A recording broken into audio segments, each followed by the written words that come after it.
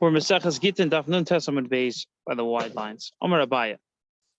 Now, Ktinon, we've established Ein Shem Koyin Nispar da Chavila. If there's no Koyin, then the whole bundle falls apart. In other words, the whole order of things falls apart. The Levi loses his covet.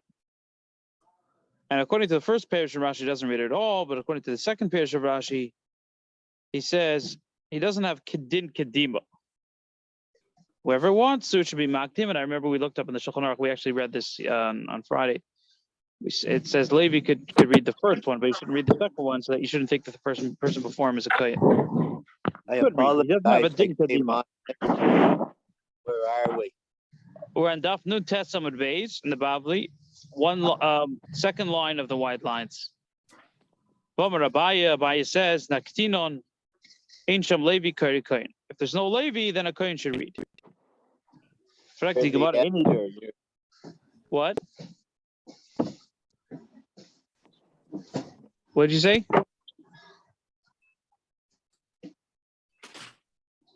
Yeah, so Abiy says, Ein Shem Levi Kari, Ein Shem Levi Kari Kohen. Yeah, if there's no Levi, then the Kohen should read the second time. Is that so? That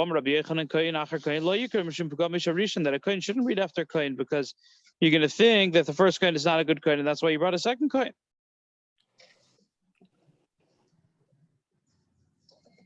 A Levi shouldn't read after a Levi because you're going to think that they're both not good. So obviously we have to understand the difference. That by a Kohen, we're only going to think the first one's not a good Kohen, and by a Levi, we're going to think they're both not a good Levi. So what's going on? So again, the question is basically, how can you say that a Kohen should read, another Kohen should read the second Aliyah, if you're going to think, if you bring a second Kohen, you can think the first Kohen is not a good Kohen? So the answer is like we already know, like we do today. Talking about the same Kohen. The same Kohen will read afterwards. I'll read Rishon and Sheni. Levi. So the Gemara now asks and analyzes, why is there Pagam Shneim by Levi Achalevi? If you recall two Leviim for Sheni and Shlishi, you'll think that they both have a Pagam. The Amri Chad Minai Lav Levi, you're going to say one of them is not a Levi, you don't know which one. So the question is, Kohen after Kohen, Amri Chad Minai Lav Kohen, Kohen after a Kohen, you're also going to say one of them is not a Kohen. So the Gemara answers, we know for a fact that the father of the second Kohen is a Kohen. So the Gemara says, so you can say the same thing for the Levi. So what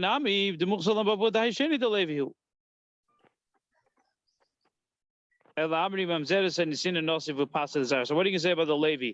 That his mother is a Mamzeres or Nesina, which makes her offspring disqualified.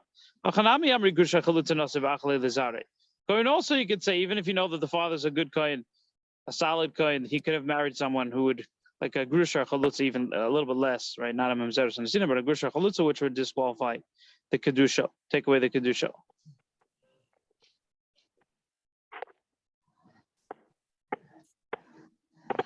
So it's a question. What's the difference between Kohen Achar Kohen that we say only the first Kohen, we'll only think the first Kohen has a Bagam, Levi Achar Levi, we think that they both have a Bagam.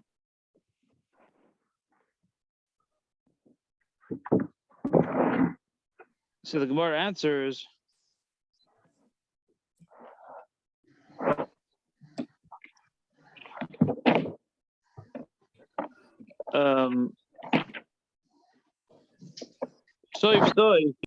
Levi Miko Have. Is he a Levi? In other words, you called the second Kohen, you know that his father's a good Kohen, you called the second Kohen, Bim Kohen Levi, he must be a Levi. He must be a Levi, right? He's a Kohen, has to be a Levi. But the fact that you called him there, you'll know that he's not a Cholol.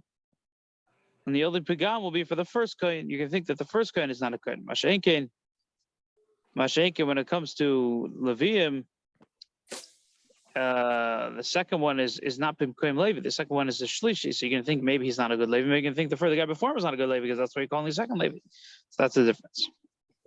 So the Gemara asks, Sulaman, what's the Pagam? What are we talking about when it comes to the Pagam?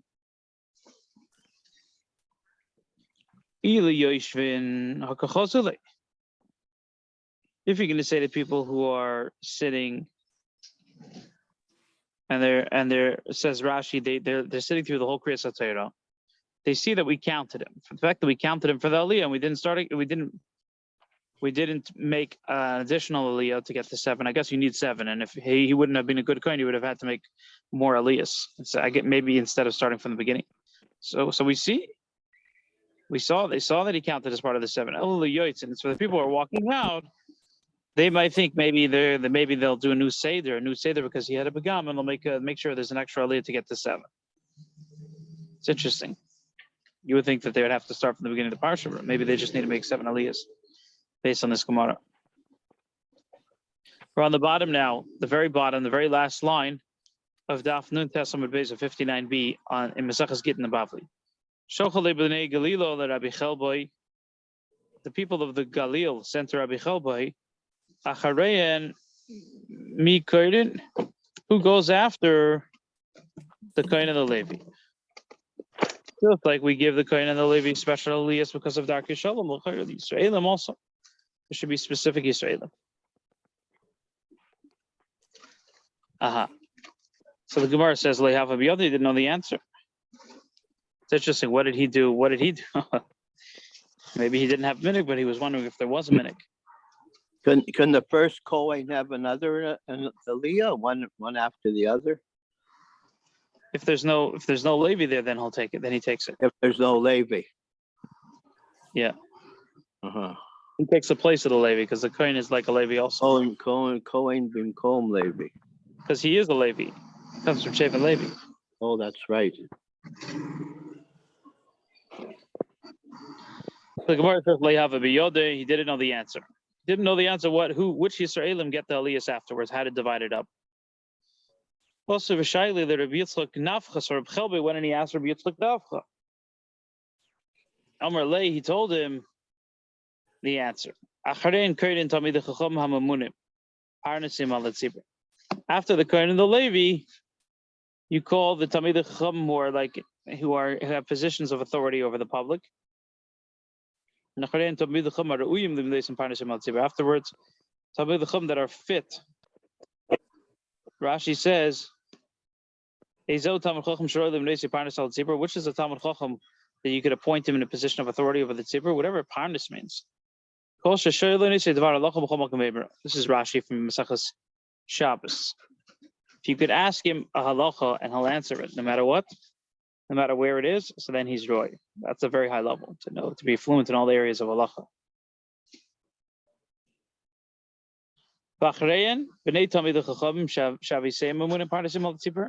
After them are the sons of the Tamid Chacham that are appointed as Parnasim al Tzibur. After them are the heads of the assemblies. I guess they're not Tamid Chacham, but they're just Roshei Knesiyos, and everyone. So the regular people have to wait a long time before they get their aliyah, at least in those days. But nowadays, we don't do any of that. We don't do what anymore? We have Kohen and Levi, but the Israeli, we don't have a specific order. For the other 5 aliyahs. In Eretz Yisrael, they sell it always, turn it into in a way, it commercializes Yiddishkeit, but I understand. They have a very low membership fee, so they have to cover their costs. They sell the aliyahs. Okay. Gemara says another story. The people of the Galil sent a question to Rab Chelbai. Are you allowed to read from a chumash in the shul in public? What's a chumash? In those days, they didn't have printed, right? We're obviously not talking about printed. We're talking about a scroll, but it was just written from one of the chumashim. It was one of the 5 chumashim. It wasn't the whole Torah. So he didn't know the answer. That's it. It's interesting. He asked him 2 questions, he didn't know either of them. Also, Shaili, see his humility, his tremendous humility. Also, Shaili, Rabbi Yitzchak Nafcha, he asked his Rebbe, I guess, or maybe his colleague who helped him the first time. He asked Rabbi Yitzchak Nafcha, he didn't know either. Also, Shaul Bey Midrash, he went to the base Midrash and asked. So it's interesting. These are the 2 great Rabbanim, right? They must have been living in the same town or in the same area. They were the 2 greatest Rabbanim. What did they do when they didn't know? They went to the base medrash, even though maybe there was people who weren't as great as them in learning. But when you have many great heads that are thinking together, then you could come to a solution. So that's what they did. They went to the base medrash where all the Talmidei Chacham were sitting, and together the tzibur came up with a solution. They learned it from this. Fashtua, they answered the question. So it's like mitamida yosem mikulam in a certain sense. It sounds like this: the Amr Rab Shmuel bar Nachmani, Amr Rab Yechanan, Sefer Torah shachos yiriya achas ein kodim bay. There's a Sefer Torah that's missing even one yiriya. You're not allowed to read from it. So it's a raya that a chumash is not okay. The Gemara says actually they made a mistake. Velohi, it's not true. It's interesting. When did they realize that it was a mistake? Maybe it was in times of Rav Ashi. I'm not sure. You have a Sefer Torah. Oh, I think I'm repeating because of I have to mute David. Or one of you have to mute.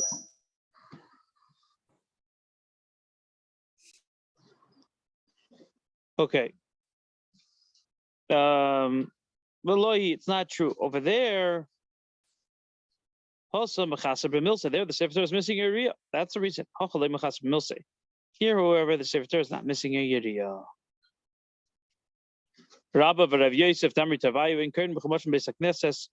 So from the Gemara, it sounds like it's not a problem because it's not missing. It was l'chatchila written as a chumash. But Rabbi and Rav Yosef both say they paskin the halachas like them. Because of the COVID of the tzibur. It's not respectful to not use a full Sefer Torah. Interesting. Rabba of Rav Yosef or Virabba of Rav Yosef Damri Tavayu Hai Sefer Aftarto. Also Lemikri Bey B'Shabbos. The Sefer of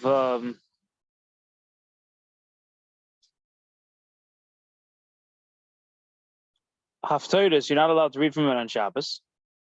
My time in delay needs to cost if you're not allowed to write it. Rashi says you're not allowed to write less than one full sefer, so you can't have a sefer of Haftarahs. What did you say about you're not allowed to write it? You can't just have a sefer of Haftarahs. You have to have the full sefer, like the full Yeshayahu, the full Yecheskel. Oh yes. So on. Yeah. So that's why you can't read from a sefer of Haftarahs. Shabbos.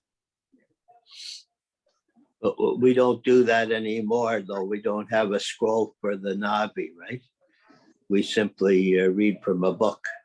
Right, that's true. That's true. It's interesting. Yeah. Why is that any different? Why are we leaning with that? It's interesting. So the Gemara goes on. Mar bar Ravashi Omer letaltuli namios. You're not even allowed to carry it on Shabbos. My time you can't read from it, so you can't carry from it. Says the Gemara Velohi, it's not true. You're allowed to carry it and you're allowed to read from it. So this is the answer to your question. Well, they would learn from Sifrei Svarim of Haggadah on Shabbos. And the question is, you're not allowed to write anything which is Haggadah because we'll see soon that you're only allowed to write Tersha B'Ksav and not Tersha Papeh. Well, anything the Kosev. Like even because it's impossible any other way. It's a time to do for Hashem. You could even annul this din. Rashi explains that Tzibur they don't have the ability to have a whole Nevi'im. That's very expensive to have it all in parchment. So you can have a Sefer of Haftarahs. So would it be a hiddur to have from parchment? Maybe. So to here, just like by God, it's impossible to remember. So to by Haftarahs, it's impossible. It's interesting that Rashi uses the lashon v'imbo eis lasis takana l'shem shemayim heferu divrei Torah l'shahat tzricha. For the time that's needed, you could be made for divrei Torah. It's hard to understand. It's one of those things. Like for example, we have another dogma l'olam b'em tavodo. Unless there's a mitzvah rabo, you could free your evet kanani, like a minion or pru. But how can you be mevatel Torah? And how can you say it's only the show? Like when Mashiach comes, we're going to stop printing Sfarim? I don't know.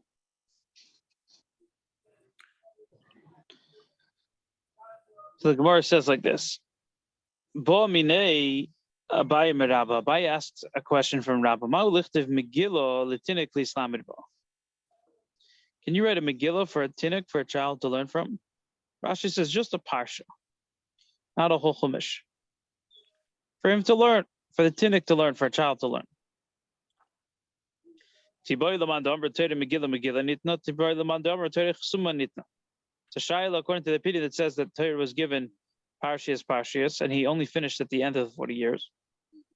And there's another opinion which is Chsuma Nitna was only written at the end of the 40 years.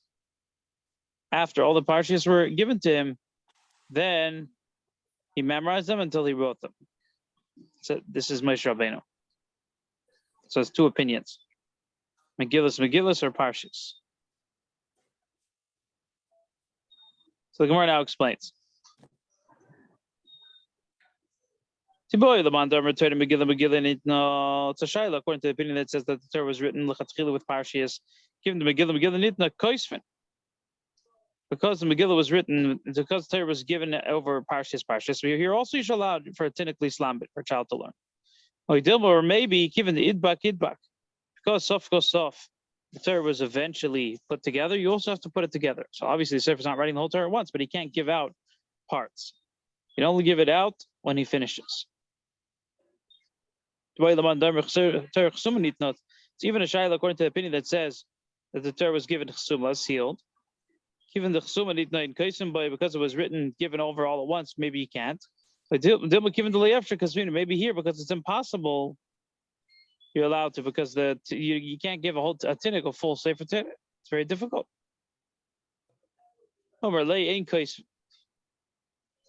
This was a question from Rabba. So Rabba answered Abai, you're not allowed to. You can't write Megillas for the children. Matam, what's the reason? The reason is, according to both mandarbas, ain't kaisvin. Given the idbak. Once it's attached, it's attached. So you're not allowed to write it in small parshas. I guess a chumash, they knew, maybe they had the Masorah that you're allowed to write a full chumash, but you're not allowed to, anything less than a full chumash, you're not allowed to. The question is like this. Afi also saw Tavla Shalzov Shaparsha Seitik Suvala. It says that Hilni Hamalko, who was the queen who became a Nazirah, she converted. She did a lot of beautiful things for the base of Mikdash. She gave a lot of money to it, and she made a Parsha Soito out of gold. So we see from here, you're allowed to write Parshas.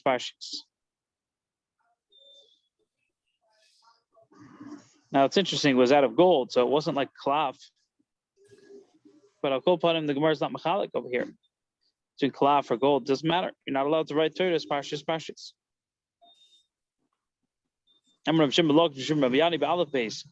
She wrote it, she didn't write it the words out. She just wrote it in aleph base, Rosh Tevis.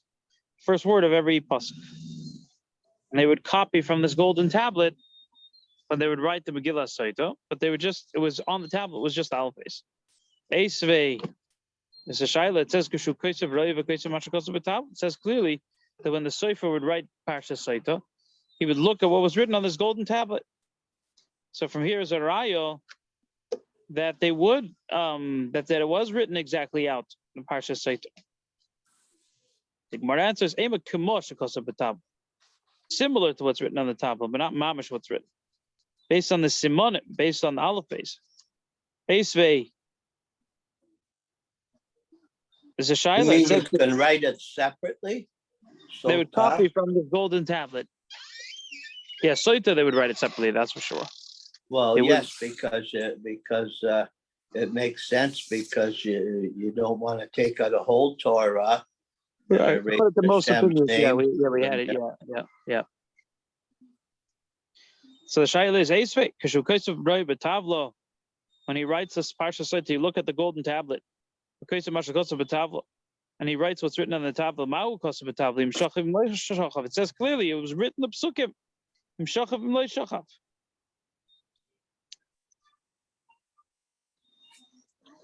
So we have eyes in the kasha, very strong question. The Gemara answer is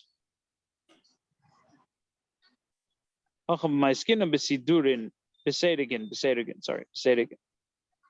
would just write the first word of every pasuk and then Rosh Tevis. Kitanoi. This is actually a Maseches Tanaim, says the Gemara. In case in Megillah the Tinnik Islam, but you're not allowed to write in Megillah for a Tinnik for a child to learn from. If he wants to finish it, then you're allowed to. In other words, if you're planning on finishing it, then you're allowed to. They could learn from it before you finish. Rabbi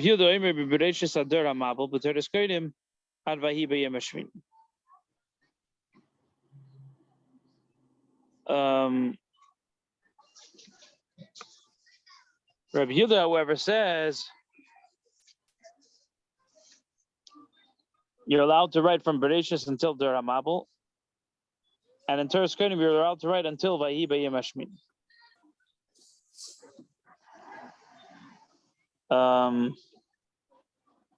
Interesting. The Tosfos Rid says you could say that this is also part of the Machlekes of Eis Lasses Lashem Hefeidu Teresech. Where are you? In other words, if you want to write a parsha, you have to write at least from Bereshis until Der HaMabel and Teres Kodim until Vahi B'Yem Hashmini, but you can't write less than that. So according to Tanna Kama, you could write. You're not allowed to write less than that, but if in Dai Til Hashlim, you're allowed to. Rabbi Yehuda says, I'll call upon him, you should write from Bereshis until Der HaMabel and from Teres Kodim until Vahi B'Yem Hashmini. We're on Daf Samach Hamad Aleph 60a. 8 lines from the bottom of the page. Rabbi Yochanan says in Rabbanah that the Torah was written as Megillas, paragraphs. It's a pasuk in Tilim.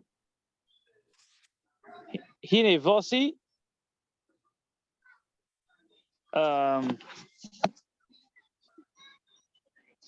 So he calls it Megillah Sefer Kosovalai. Oza Marti Hine Vosi Megillah Sefer. David said, Oza Marti. Basically, they wanted to say that David HaMelech was Posel of Lebekova because his mother was Rusa Moyavia. His great-grandmother was Rusa Moyavia. I remember we had, I forgot the name of the Zokin. There was a Zokin who stuck a sword in the Beis Medrash, and he said, no, it's Amoini and not Amoinis. And he was allowed to, they were matermids because his mother was a female.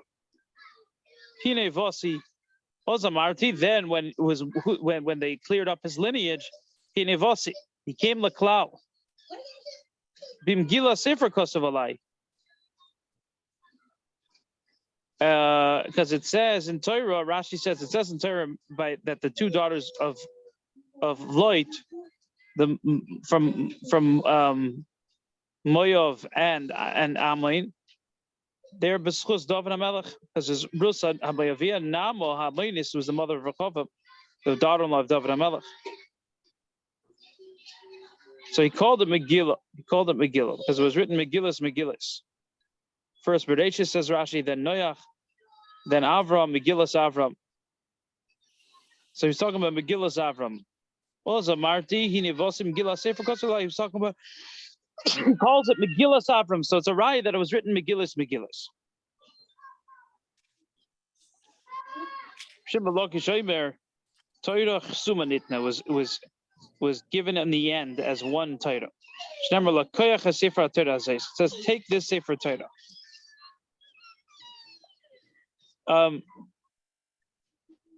Koyach Sefer Torah says. It says take the entire Sefer Torah. Ahu levosa the idbak. It's only after they joined it together. So the Gemara asks, what is Rabbi Yochanan going to say with the fact that it says Megillah Sefer Kosovalai?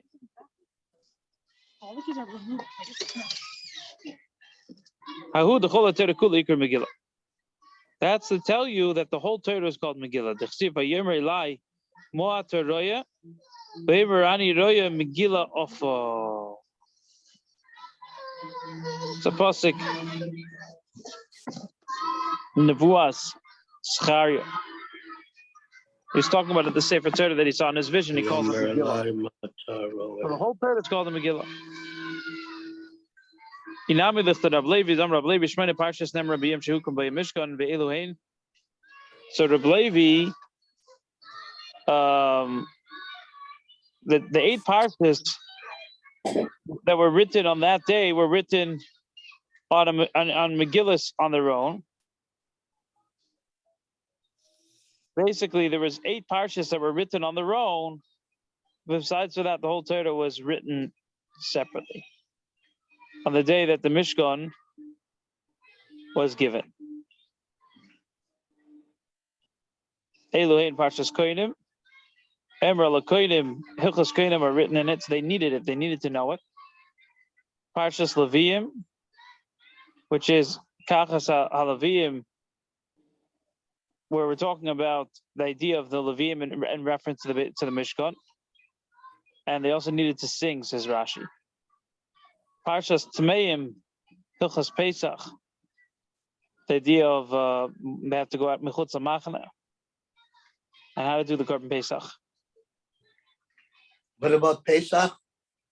So they needed to write Parshas Tmeim to teach to get ready for Pesach, to retire them for Pesach. To get ready for Pesach. Uparshas Shiluach Tmeim to be sent out of the Machane. Uparshas Tachremois, which is the Kohen Gadol of Yom Kippur. Uparshas Suya Yayin, not to go into the Beis Hamikdash while you're drunk.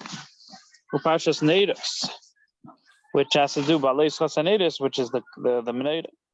Uparshas Para Aduma. The next day they burnt the Para Aduma to be retire the people for the Korban Pesach. So that is why it's called Megillus for those 8 parshas. But otherwise, the Torah was written all at once. At the end of the 40 years. It's interesting. Why? There's a lot of parts of Torah that you need. Why dafka these? I guess these were necessary for that time. Homer Abba Lazar. Torah roiv b'ksav u'miyot al peh. Most of the Torah is based on what's written. In other words, based on the Shloshis Midrash HaTorah Yashas Bahem. The measures with which to learn Torah are based on what's written b'ksav, and miyut is al peh. Shneimar echtev lo rubi terasi k'mei zar nechshavu.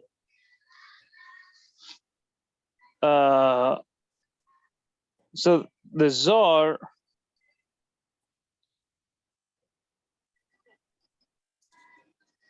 it's a pasuk in Hosea.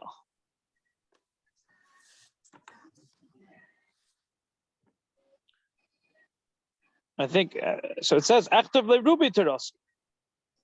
I'll write to him the majority of my Torah. So most of it is written in the Torah. Most is based on what's written.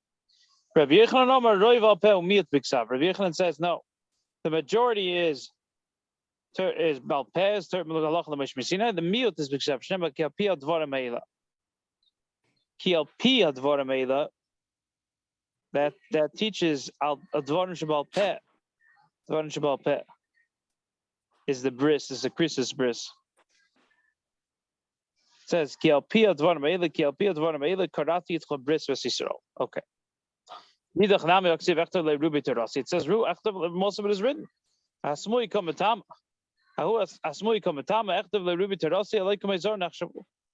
He's bewildered.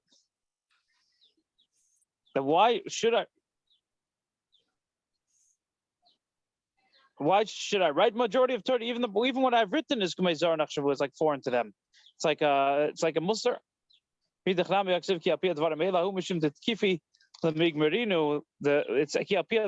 because it's very hard to learn Baal Peh. So that's why it's very difficult. Most people forget. Rabbi Yehuda bar Nachmani, who was the Meturgamon of Rabbi Shimon Lakish, was darshaning. It says, write for you these things, and it says, Al Pi Advarim Eila, which is the Dvarim Shebal Peh. Okay, we learn from Ksiv L'chas Advarim Eila that what? Dvarim Shebiksav, Yat Torah Shalem Ram Peh. Things that are written, you're not allowed to learn by heart. So you're not allowed to, you should always look in the book for Torah Shebiksav. So for example, if you're learning, you have to look inside, you can't say it from memory. Dvarim Shebal Peh, Yat Torah Shalem Ram Biksav. Dvarim Shebal Peh, you can't say from what's written. The Veda Abishmal Tona Eila Eila Takesiv Yatakesiv Halachas. It says Ksevachas Advarim Eila. Only these you could write, but not the halachas. The reason why we have a bris, we have a covenant with a Kadosh Baruch Hu, is because of the Dvarim Shebal Peh. Shem Ki Apil Dvarim Eila Karati Yitcha Bris Es Yisrael.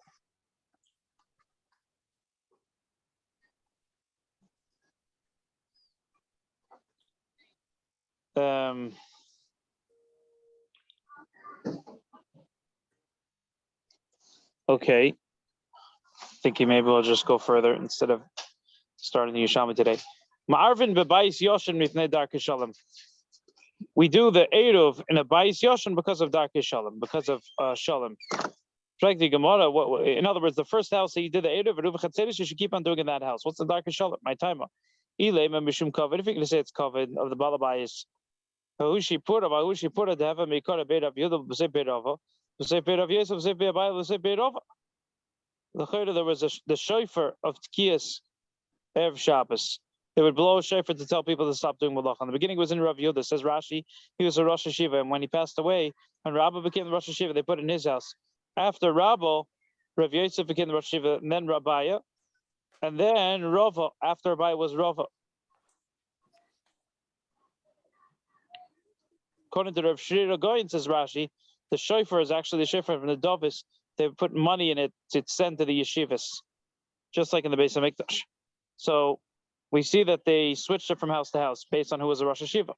They didn't keep it in the same house, the shofar. There's two names that sound alike, right? There's Rabbah with a hey at the end, and there's Rava with an aleph. So yeah, which one are we talking about now? Both. First, the Rav Yehuda was Rosh Hashiva, so the shofar was in his house. Then Rabbah, and then Rav Yosef, then Abai, then Rava. So the reason is Choshda. But if you're going to take it away from the house that it was in, people will think the people in the old house, says Rashi, will suspect the people of the Chutzah that they're carrying without a native.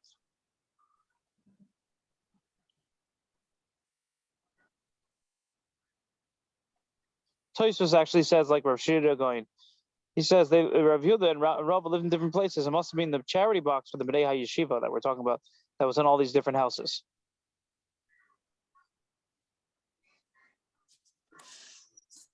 Says Tosfos the Chshad, he says different than Rashi. Rabbeinu Tam says, don't think that the reason why we're moving it from that house is because we suspect that they steal the bread. However, the shofar is no Chshad, it's in the Rosh Hashiva's house. Okay. Bershu Kodav La'amo, the pit which is close to the spring gets to be filled up first. Itmar B'nei Nahara says that the people who have fields by the edge of the river. They're born near the river? Or? No, they have fields near the river. They live near the river. Oh. Rav Omer Tatoi Shasi, Shasu Maya Bereisha. According to Rav, the ones on the bottom of the river, they could take the water first.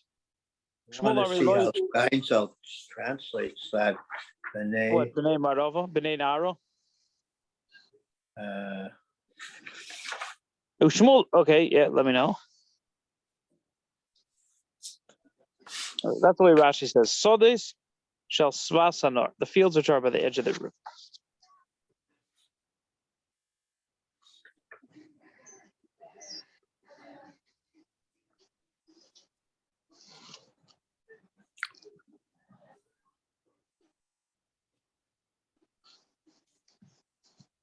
Okay, so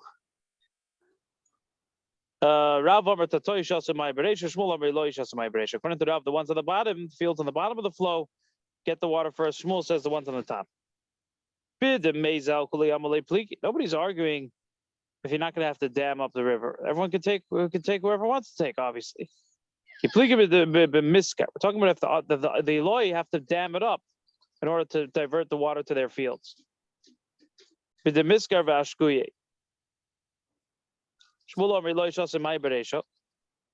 the people on top get the water first. They say we were closer.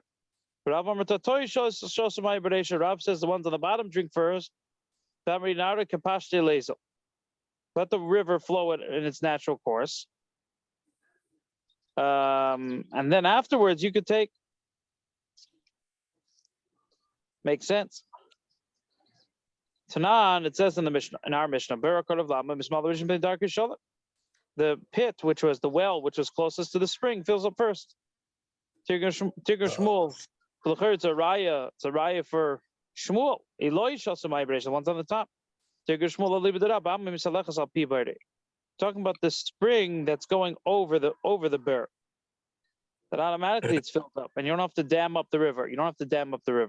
So, Frek the Gemara, if so, what are you saying? It's obvious.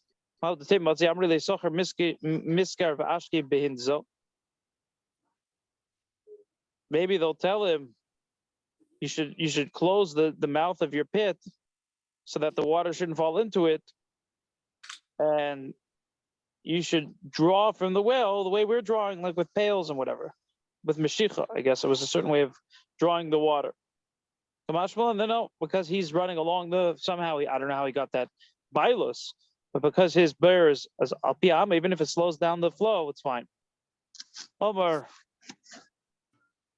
They seem to have a pretty good system of irrigation back then. Yeah. Is this in Eretz Yisrael or in Bavel? Bavel. Bavel doesn't really need irrigation, does it? Or maybe parts of it do. Parts of it are dry, I guess, right? Yeah, I don't know. Well, you have the Tigris, which is very, very right. Okay. I guess parts of it are desert, like parts of Iraq. Now that we see the Allah is not like Rav or Shmuel, called the island bar, whoever's stronger wins. Says Rashi, doesn't hold that the Allah is like Shmuel Bedine. Usually we have a cloud. Allah is like Shmuel Bedine. Here it's not the case. Okay. There's a picture of it in the Steinsaltz. I don't know if I might be able to send it to you. A picture of the irrigation channel. Oh, interesting.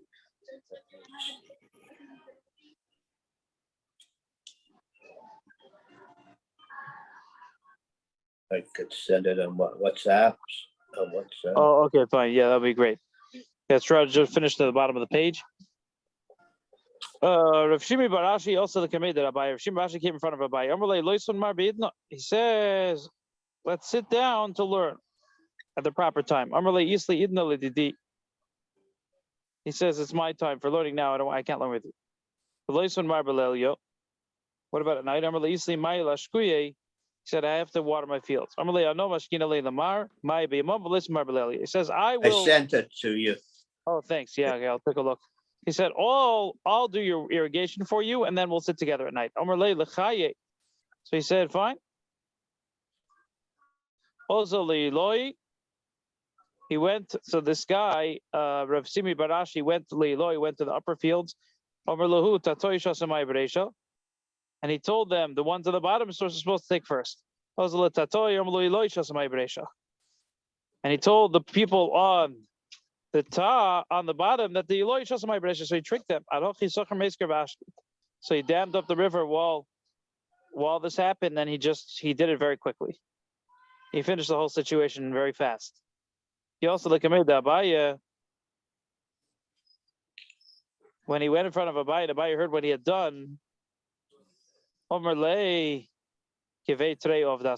said, you did like both Rav and Shmuel for me. You told the people on the top like Shmuel, you told the people on the bottom like Rav. No, the other way around. Told the people on the top like Rav, and told the people on the bottom like Shmuel. So therefore, he didn't taste the fruits of that year. Because he thought that it was, even though it was only a one-time watering, he still says Toysus to let everybody know it wasn't through him. Maybe he sold the Dinkan Gezel Bidar Kishalam. It's not Gezel that he took the water. He was an honest man. Very honest. Incredibly honest. Yeah. Hanu b'nei Bechermech, the Ozul Koru B'reisho.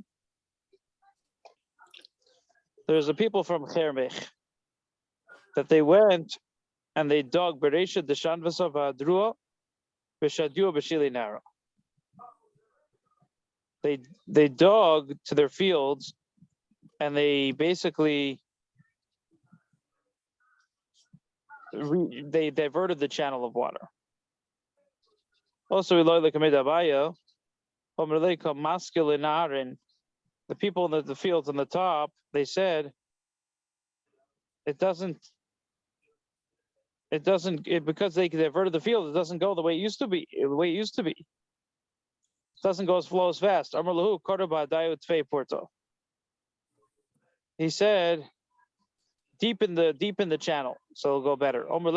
She paid it. If we're gonna deepen it, it's not gonna work for us so well. Our fruits will dry out because then the water won't flow as well for us. Slika Nafshייכו מהתם. So he told the Pnei Bechermech, you have to seal up your place. If because of this, you're not allowed to divert it, because they are going to lose the people in the field. They can't make it deeper, and now the water doesn't flow as well. So it's a problem. It's a big problem. Okay, I think we'll stop here. I thought we get the mission, but I actually have to go.